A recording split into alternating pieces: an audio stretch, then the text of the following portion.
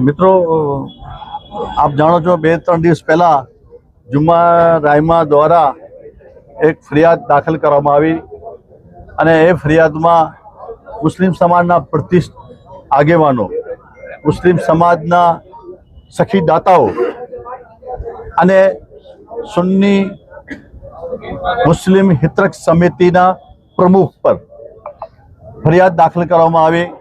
અમે એ ફરિયાદને સામે એસપી સાહેબ પાસે અમારે મુદ્દાઓ જે મૂક્યા હતા, એક મુદ્દો હતો કે સાહેબ આ ફરિયાદ જે છે એ ખંડણીની ફરિયાદ છે। પ્રાથમિક દ્રષ્ટિએ એ શક્ય જ નથી કે જે લોકો હિન્દુ અને મુસ્લિમ સમાજના હિતો માટે ભુજમાં શિફા હોસ્પિટલ બનતી હોય એમાં 15 લાખ રૂપિયાનું માતબર દાન જો આ સલીમ જત આપી શકતો હોય તો સાહેબ એ કેવી રીતે ખંડણીમાં સાથે સામેલ થઈ શકે છે? એટલે આ પ્રશ્નાચિહ્ન છે। આ વસ્તુ વ્યાજબી નથી। પોલીસે ઉતાવળમાં આ ફરિયાદ દાખલ કરી છે।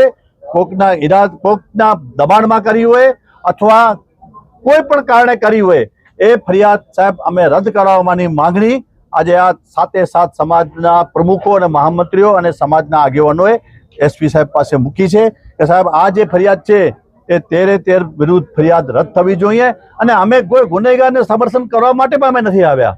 અમે અને ખાસ કરીને સુન્ની હિતરક્ષ સમિતિ જે છે એ કામ કરે છે, એ જે ગરીબો છે, જે તકલીફમાં છે, જેને મુશ્કેલી છે એવા લોકોના વહારે આવતી હોય છે અને કોઈ પણ ખોટા માણસોને ક્યારે સુન્ની હિતરક્ષ સમિતિએ હંમેશા સમર્થન નથી આપ્યું। અને તો આ સંસ્થાના પ્રમુખ અને એના હોદ્દેદારો ઉપર આવી ખોટી ફરિયાદ, ઉતાવળની ફરિયાદ કરીને એ મેસેજ ગલત જવાબ આપ્યો છે। તો એમને પણ હું કહું છું કે આવી ખોટી ફરિયાદો કરવી ન જોઈએ। આમ તપાસનો વિષય છે, તમે અરજી આપો, એમાં કોઈને વાંધો નથી। હું મારા વિરુદ્ધ અરજી હોય, ભાઈના વિરુદ્ધ અરજી હોય અથવા હું કોઈના વિરુદ્ધ અરજી કરું એ તપાસનો વિષય છે। તપાસમાં એ વસ્તુ આવે તો તમે કરો। ખંડણી જેવી ખોટી ફરિયાદ રદ કરાવવા માટેનો આજનો અમારો માંગણી હતી।